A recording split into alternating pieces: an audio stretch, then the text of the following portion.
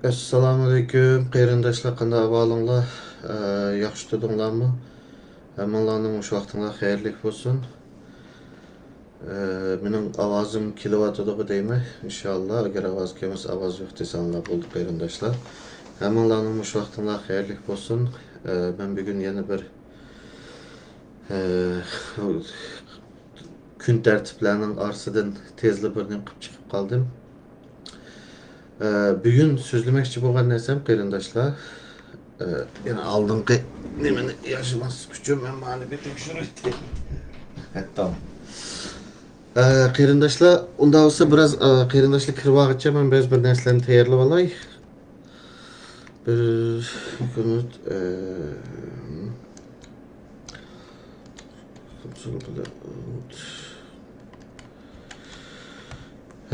agar ovozimiz bo'lsa, men unda bo'lsa qarindoshlar bugungi yüz görüşte de bugünkü naq meydanda bir nokta doğrusida sözlemoqchiman. Şu nuqtani emse başlayverimiz, başka qarindoshlar kirgan bo'lsa, ovoz bor yoki yo'q devasili bo'ldi. Unda olsa başladım qarindoshlar. Aldı bilen hammalarning shu vaqti xayrli bo'lsin. Sizlarga o'tliq salom bo'lsin qarindoshlar.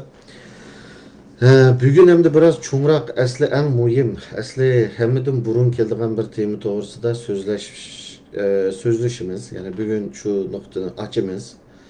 Endi bugünkü noktada qarindoshlar.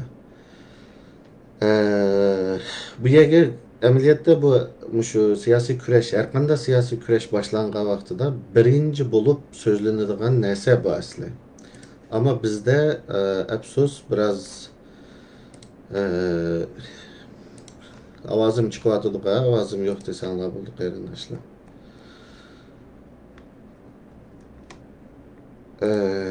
Yani aslida normalda bir ovozimni kontrol qilib, bugün biraz tayyorliqsiz jiddiyat ichida kirib qoldim. Shunga to'g'ri tushuninglar, ovoz bormi yo'qmi shuni bir tekshirib o'tay.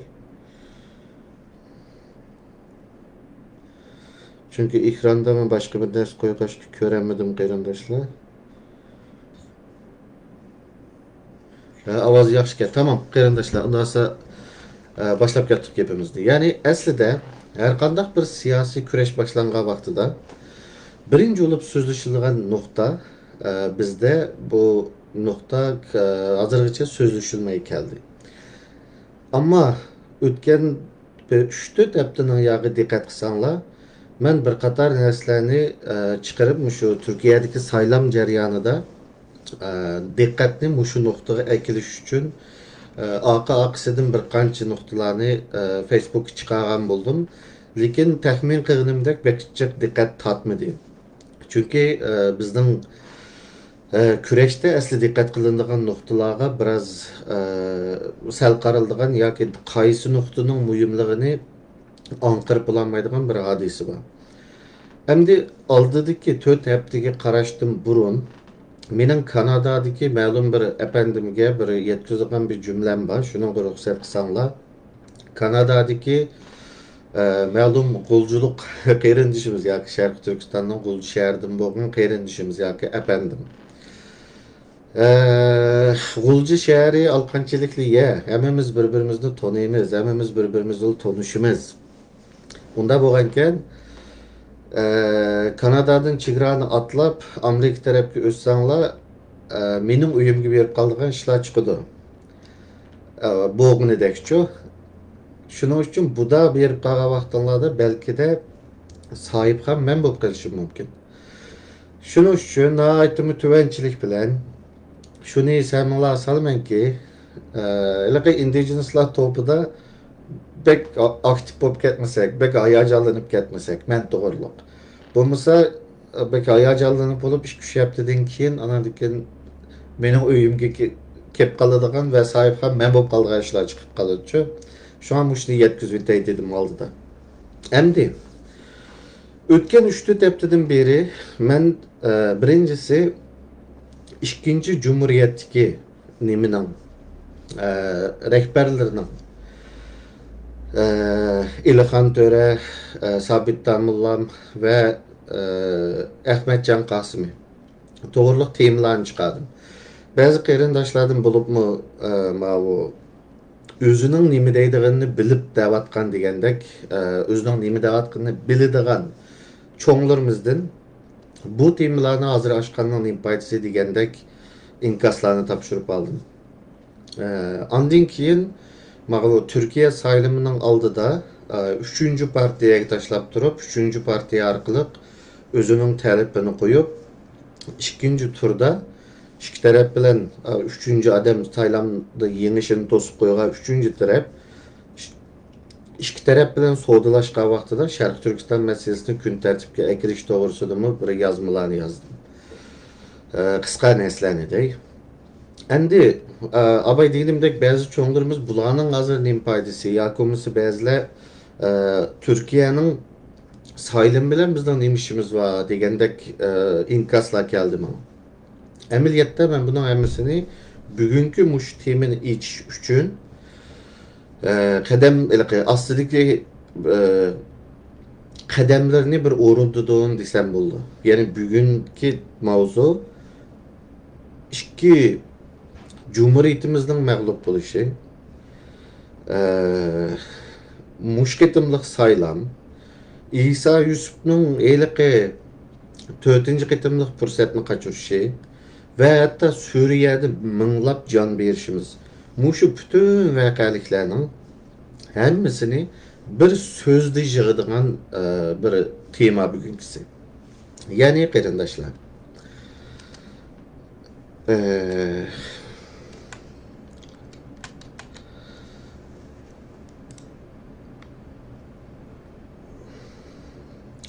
Eğer de siz Avustralya'ya köçüp kelgen bolsanız, Avustralya'da balınızı 11-ci sınıfını müşahedin, yani toluk orta işkini müşahede okutkan bolsanız, balınız İngilizce anlatılı bulmağallığı üçün nemi okuydu? ESL, yani İngilizce ikinci tili degen seviyedeki İngilizce gündü. Bu jarayanda 20 yıl yani 11 sınıfның köşmen ailelerinin ESL okuyatqanlarının 20 yıl ügündüğün yoki 20 yıl izlenip yazıdığın makalesinin mavzusu belonging İngilizce. Belonging degan gap Uyg'urcha mansubiyat. Yani İngilizce'de sense of belonging deydi, yani mansubiyat tuyg'usi. Uyg'urchada mansubiyat tuyg'usi deymiz, Türkçe'de aidiyet deydi. Siyasetin Türkçe okuyduğanlar üçün. Şuna yani bu yerda nima ish qilmoqchi deganda ko'chman bo'lgan kishilarni, Avstraliyaga ko'chib kelgan kishilarni Avstraliyaga mansub ko'rdigan qilish uchun 20 yillik tarbiya o'tir maktabdagi mushu so'z ustida bo'ladi. İzdinudu yani Avustraliya degan kim o tarixini o'rgandi, hammasini o'rgandi. Yani maqsad ko'chmanlarni Avstraliyaga qarata mensubiyet tuyg'usi yaratish.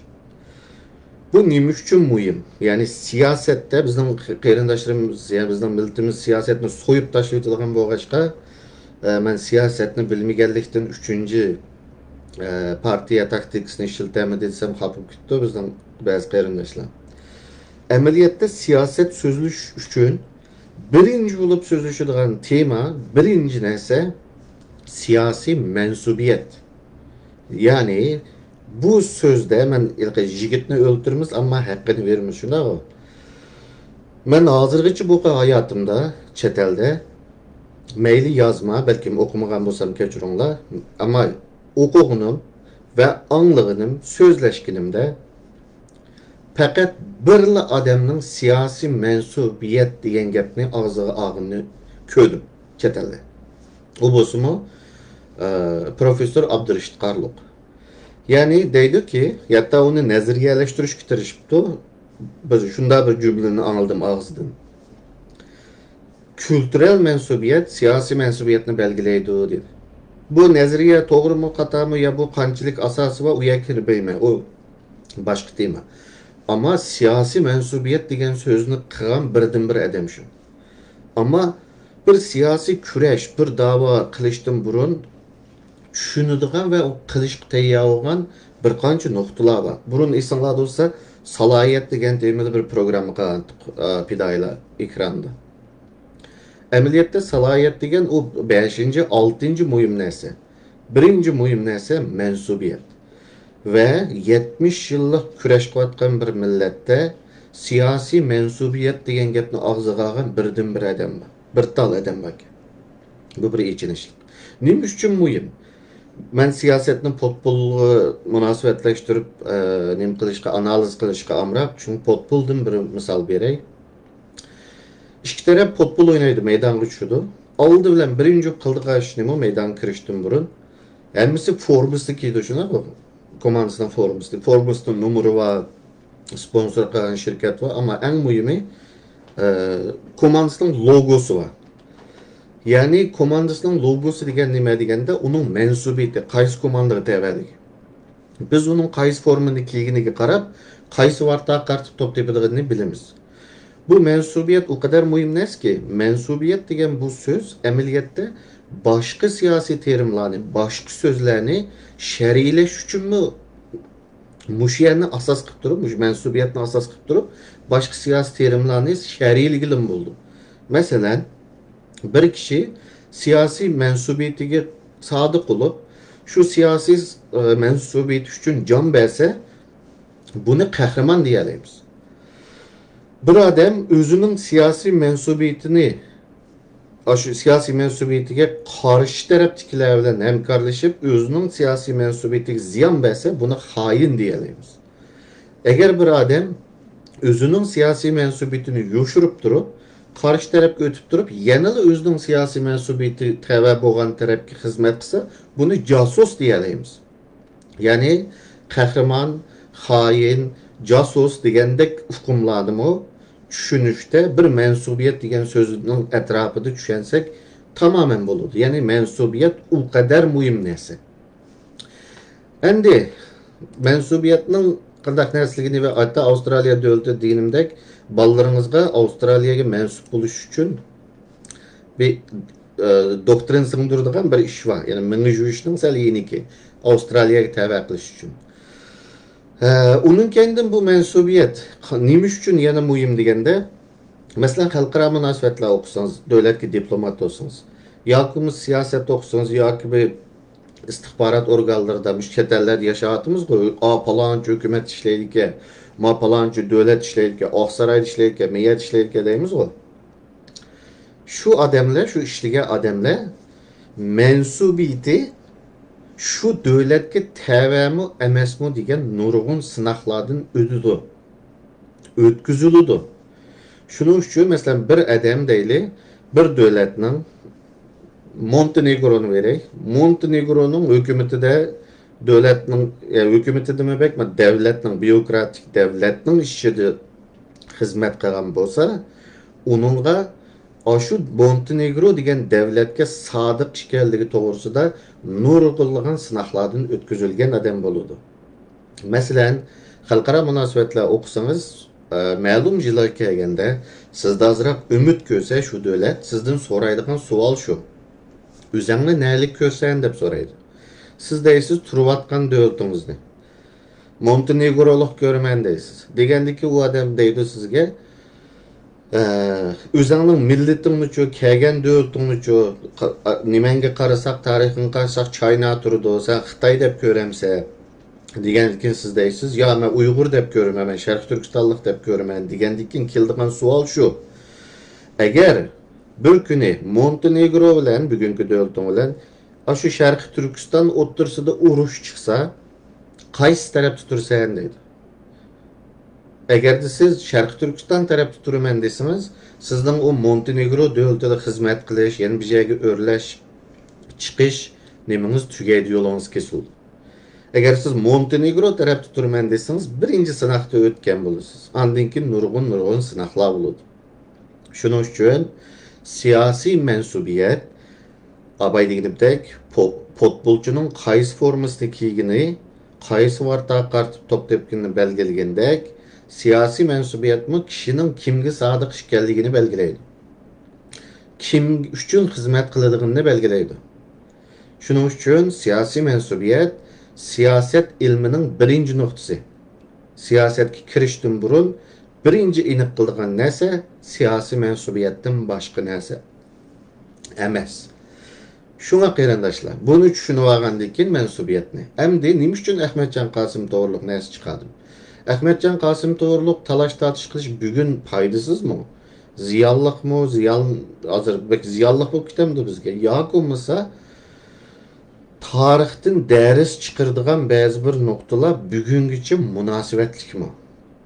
Masalan, ikkinchi qitimliq Cumhuriyatimizning mag'lub bo'lishining sababini xulosalagan tarixchidan qanchasi bor? Nima uchun mag'lub bo'ldi ikkinchi Cumhuriyet? Buni mu yigitni o'ltirmiz amma haqqini beramiz. Erkin Ekrem efendimning bir narsasi bir nima bor? Qisqa javobi bor buningga. Nima deydi? İnisiyatif bizning qo'limizda emasdi deydi. Nima degan gap? İnisiyatif bizning qo'limizda emasdi degan. Atning chulvuri bizning qo'limizda emasdi degan gap. Xalqning qo'lida degan gap yapaloq tildi. Unda hozir biraz ajoyib buni. Men şunun qo'shilma, inisiyativ bizning qo'limizda emasdi. Unda biz qanday qilib emasdi bizning qo'limizda? Buni biraz ajoyib. Yani Sharq Turkiston Cumhuriyetida beshidagi adam, ya'ni Cumhuriyet qurilgan vaqtida yo'q odamlar, keyin kirgan odamlar bor. Qurilgan vaqtidan bor odamlar. Endi bu odamlarning har birisining tug'ilib o'sgan, o'qib yetilgan, ishlagan, askar bo'lgan bo'lsa askar olib o'q yegan, onundan keyin nerede terbiyelengen, bütün hayati tarihini tadqiq qilish kerak. Ondan keyin bu adamlarning siyosiy mansubiyatini belgilagan vaqtimizda ko'ramizki, bizning hukumatimizning inisiyativni qo'lida tutolmasligining sababi mansubiyati Sovet ittifoqiga tava bo'lgan odamlar, mansubiyati Sharq Turkistonga tava bo'lgan odamlardan kuchlik va jiq gap qolgan. Bunu aniq ko'rasiz tarixda. Endi tarixni u yoqqa burab, bu yoqqa burab, do'ppiliq dayi, do'ppi bayramida do'ppiliq dayi, kostum bayramida kostumliq dayi, burut bayramida burutliq dayi, qisqlar bayramida qisqliq dayi deb chiqsangiz o boshqa. Ama mansubiyat degan narsani, siyosiy mansubiyat degan narsani tushunib turib, har birisining mansubiyatiga qarasangiz, İlhan Töre boshchiligidagi Sharqiy Turkistonga mansub ko'rgan o'zini, Sharqiy Turkistonning manfaatini hammadan yuqori ko'rgan odamlarning qanday yolg'iz qoldirilganini va oxirsida ilib ketilganligi bir kundaligini tushunasiz. Chunki bundaq o'ylaylar, 46-yili biz Manas daryosini to'xtatdik. Shu vaqtdagi rahbarlardan birisi biz tinchlik uchun istiqloliyat degan so'zda voz kechdik dedi. Yani tinchlik uchun mustaqillikda voz kechdik dedi. Ve bu kelishim, tinchlik kelishimi o'lka xalqqa foydali dedi. O'lka degani Şinjan'da bir o'lka ko'rdi. Xitoyning o'lkasi. Ana shu vaqtlarda, hatta keyin 48-yillargacha, hatta 49 10-oylarda. Chunki qarindoshlar, mening tushunolajim 49-yili 10-oyning 1-kuni Xitoy Xalq Cumhuriyeti qurilganda Sharq Turkistonni texi besib olinmagan. Sharq Turkistonga Xitoy Kompartiyasining armiyasining kirishi 49-yili 12-oyning 20-sida. Ya'ni Sharq Turkiston texi batdi. Men bu yerda nima demoqchi desanglar, 49-yili 8-oydan 10-oygacha Amerikaliklar Ruslar sizlarni satdi. Biz davlatni qurib beraylik deb bizning rahbarlar bilan aloqa qilish uchun shunchalik kuch egalligini ko'ryapmiz hozir tarixiy manbalardan. O'ylab beqinglar. İlhan Töre agar bo'lgan bo'lsa 49-yili, ya'ni Cumhuriyetning beshida marshal texi eng yuqori harbiy o'rinda. U vaqtida İlhan Töre Amerikaliklarga ma'qul demdi, yo'q demdi. İlhan Törening ilib ketilishining sababi mush edi. Ya'ni Amerikaliklar ma'qul deydi, hatta Amerikaliklarning planlaridan chiqdi bu. Hatta u Sharq Turkistonliklarning kuchi yetmasa Hindistonning musulmonlaridan yordam talab qilish degandek nimalar bor. Shuning uchun siyosiy mansubiyati Sharq Turkistonga oid bo'lgan İlhan Töre tarafdagilar ojiz qolg'achqa, ikkinchi Cumhuriyet Sovetning inisiyativini o'zining, ya'ni siyosiy mansubiyati o'ziga, Sovetga tava bo'lgan odamlarning qo'li bilan yo'q qilindi. Bu yana shu siyosiy mansubiyatmi, yana shu qitim ashada muhim narsa edi. Endi bu qitim Turkiyaning saylimiga qarsaqmi, yana shu. Bu qitim Türkiye'nin sayılımında şu nesine ait aniq oldiki, Biz ilqi özümüzge yordam qilgan yoki o'zimizga yaxshi ko'ringan qancha yordam qilganini tek bilmaymiz hozir. Yaxshi ko'ringan voy bizni beshimizni silganda ko'ringan taraflarni dodi tutib olish keslimiz var ki bizim. Tarixda mı batike bu? Hazır mı baki? Yani fakat Türkiye'de benim deginim anı bilet taşlap anı sayla deganlik emas. Siyasette 3. partiya taktikisi deyilgan bir narsa var. Avustralya'da mesela ikki cho'ng partiya var, bir kichik partiya var. Bu ikki cho'ng partiya hukumatga keladi davomli. Ammo ba'zida ikki partiya taqmitdan parlament a'zosi chiqarib qoladi. 3. partiyaning bari yo'q 5 ta parlament a'zosi var. Ama 3. partiya belgilaydi kimning hukumat olduğunu. 3. partiya qaysi tarafga o'tsa, shuni degan hisob. Shuning uchun biz 3. partiyaga lobbichilik qilamiz, ya'ni Yeşillar partiyasiga. O 3. partiya apirib hukumat bo'lgan tarafga shart qo'ygan vaqtida Sharq Turkiston Uyg'urlarning masalasi, o bu degandek masalalar ashayda o'tirg'i qo'yish uchun, kun tartibga akilish uchun 3. partiyaga ishlaymiz, ya'ni lobbichilikni. Buni biz yıllardan beri qilayotgan narsa. Meni deganim faqat shu, ya'ni 3. partiyaga o'ylab qolgan 3. partiya asli Muharrem İnce'tilikin bir kasetning chiqdi, o chekindi. Sinan Oğan. Sinan Oğan'ga ishlab, onun lobbichilik qilib, ne benim aldığım mölçerliğimdek ikinci turda kimning hükümet olduğunu, qaysi tarafta nemiş olduğunu da bir siyasi pazarlık, soğuduluk kılalaydığa yegi kileldi. Şu vaqtida nima uchun Sinan Oğan Türkiye'deki barlıq Şərq Türkistanlıqlara pasport beriliş gerek ve vatandaşlık beriliş gerek. Şərq Türkistan to'g'risida ikki qiz gap qilish kerak degan gapni nima uchun demidi? Şu yerga nima uchun akilanmadik? 3. partiya taktikasini nima uchun o'ynayanmadik? Mening so'ragan savolim shudir. Ama ahirsidagi saylamdan keyin ilaqa gulqaqalar ichilib ketgan, ilaqa inkaslardan keyin shuni ko'rdimki, ilaqa mansubiyat masalasi texichi mavjudkan. Ilaqa mansubiyat masalasi. Ya'ni o'zingni Sharqiy Turkistonga mansub ko'ramsa yoki turayotgan davlatingga mansub ko'ramsa degan savol texichi muhimki. Hem texi turayotgan davlatingga emas, bir partiyaga. Ondan başka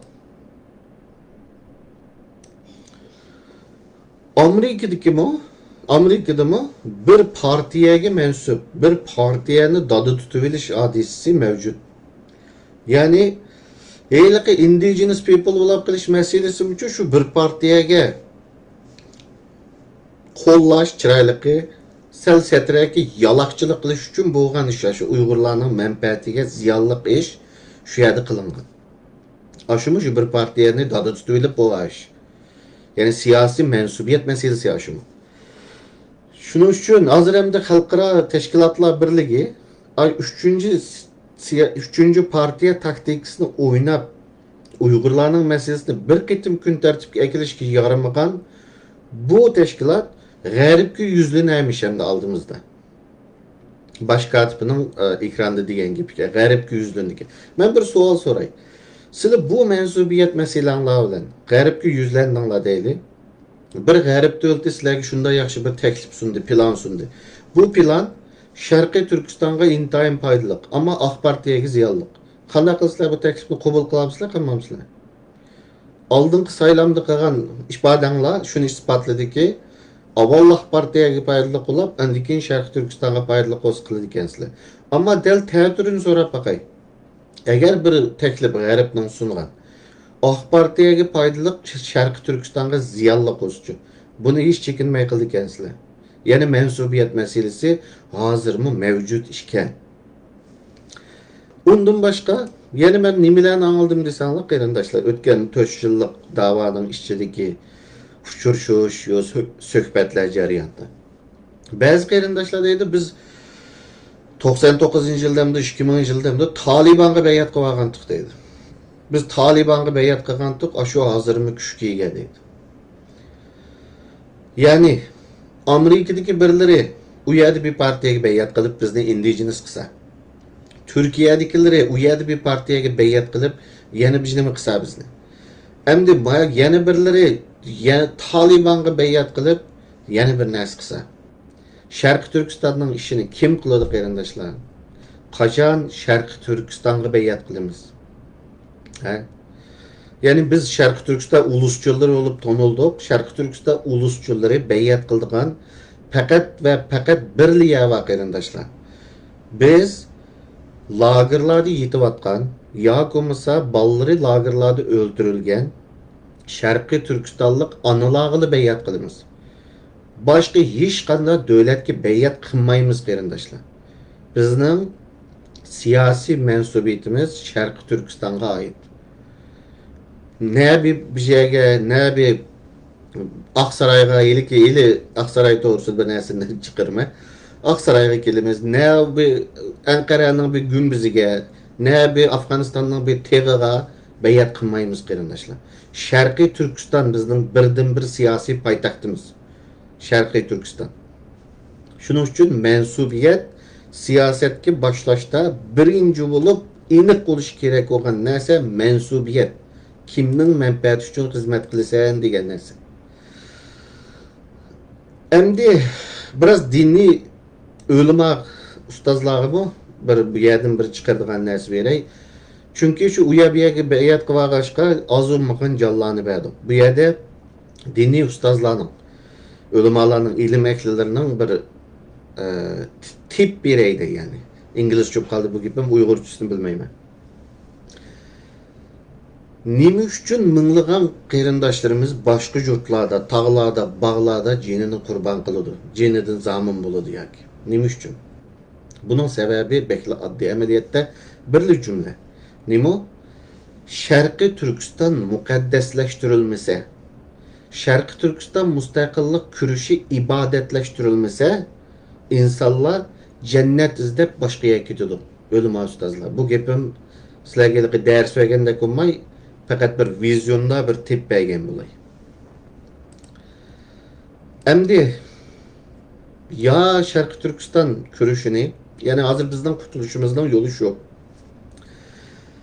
Bir Türk'üm yaş, yeni bir evlat Şarkı Türkistanlıklar, Şarkı Türkistan'a siyasi mensubiyeti fakat ve fakat Şarkı Türkistan'a ait olan bir yaş bir evlat yeni kadro yetişip çıkış gerek. Ondan keyin vatan muqaddaslaştırılış gerek. Sharqi Turkiston muqaddaslaştırılış gerek. Ondan keyin Sharqi Turkiston mustaqillik kurashi ibodatlaştırılış gerek. Şu vaqtida bizning nishonimiz, hammanimiz aniq bo'lgan holda vatan uchun jon beramiz. Boshqa yerda haq uchun jon bermaymiz. Bu yer yana bir nuqtani unutmanglar qarindoshlar. Her qandaq davlat o'zining menfaatiga kelgan vaqtida sizning menfaatingizni ikkinchi, uchinchi o'ringa qo'yib qo'ydi va hatto sotadi. Bu narsa u qadar aniq, tarix qayta takrorlaydi. Mushu ya'ni insonlar meni sotmaydi deb ishinib qolgan xatolikni takrorlaydi amaliyotda. Amaliyotda tarix takrorlanmaydi. İnsanlar tarixdan ders chiqarmashga o'xshash xatolikni takrorlab, o'xshash natija oladi davomli. Undaqda oxirgi nuqta. Sharqiy Turkistonliklarning tarixidan nima uchun ders chiqarmadik? Nima uchun? Sharqiy Turkistonliklarning tarixidan ders chiqaradigan nuqtalarni nima uchun qochadik? Tarixchilarimizning bu yerdagi mas'uliyati nima edi? Men davomli ekranlarda deyman. Biz mushu tarixiy nuqtalarga kelgan vaqtida faqat dars chiqarmagan millat deb. Undaqda biz tariximizdan natija chiqarmadik deyishdan burun qarindoshlar, tarixchilarimizga bir qarab bakaylı. Ve ben muşunun bilen bizden bu milletimiz tarixini çıkaralamdı, tarixini qanday qiladi, xulosalayamdi, tarixchilarimizdan ahvoldan men sizlarga bir misol beray. Mening hozir o'qiydiganim, ya'ni siyosiy mensubiyatni tadqiq qilib, tarixda nima uchun mag'lub bo'ldik degan nuqtani bizga izohlab, sharhlab berish asli mening ishim emas. Tarixchilarning ishi. Ama men sizlarga shuni sharhlashi xizmati bo'lgan, vazifasi bo'lgan tarixchilardan birisining siyasi mensubiyet doğrusundaki düşüncesiga qarta bir noktasida isbotlagan bir narsa o'qib bermoq qarindoshlar. O'z anlatib o'qiylanlar oxirsini boshlab ketdim. Oqsaroy degan bu ibora kishiga to'limu jarangliq, jazbidor, go'zal bir tuyg'u berish bilan birga dunyoning eng qudratli davlati prezidentining turalg'usi ve hizmet binası buluş bilen insaniyet alemindeki her kandak kişinin köz aldıda kudret, güç kuvvet, adalet ve hürlüknün simvolu süptide cula alınıdı. Dünyada insaniyet milli kırgınçılıkның nimligini unutup kalgan 21. əsrdə ana şu qırğınçılıqqa uçrab dunyoga qırğınçılıq degan mazkur atalğını qaytadan eslatib atgan çaresiz bir milletning Uyghur kızı ama yani özünün kızının Aqsaroyga kirishini yazgan eskende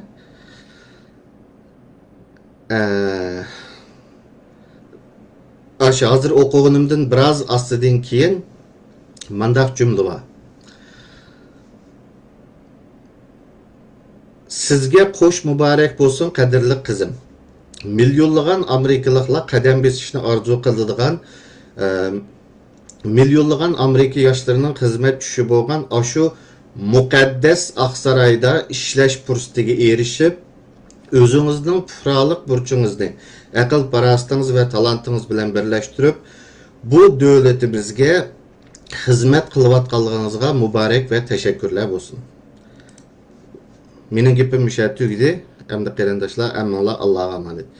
Unutmanglar, siyosiy mansubiyatini aniq qilmagan bir millat kimga ishlayotganini bilmay turib yo'q bo'lib ketdi dunyoda.